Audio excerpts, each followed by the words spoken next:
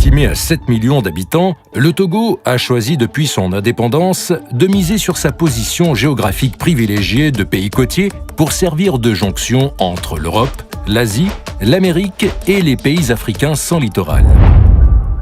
Ce choix stratégique a conduit les autorités togolaises à doter le pays d'un port en eau profonde.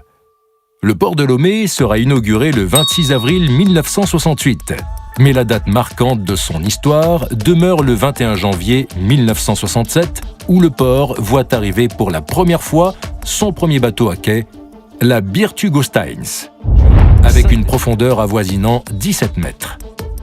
Initialement conçu pour un trafic annuel de 400 000 tonnes, le port de Lomé draine aujourd'hui plus de 15 millions de tonnes de marchandises diverses. Place stratégique pour le développement de l'Afrique de l'Ouest, par ses ressources humaines et son potentiel économique, le port de Lomé est désormais le moteur du développement économique de la région ouest africaine.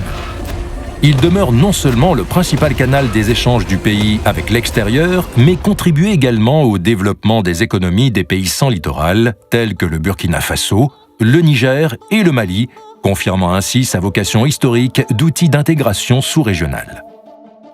Dans sa quête continuelle d'une qualité optimale de service, le port de Lomé a récemment procédé à l'extension et à la modernisation de ses infrastructures.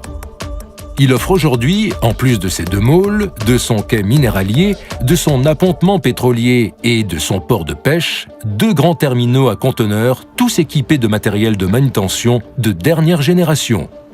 Le premier, Togo Terminal, est le résultat d'un partenariat public-privé entre l'État togolais et le groupe Bolloré.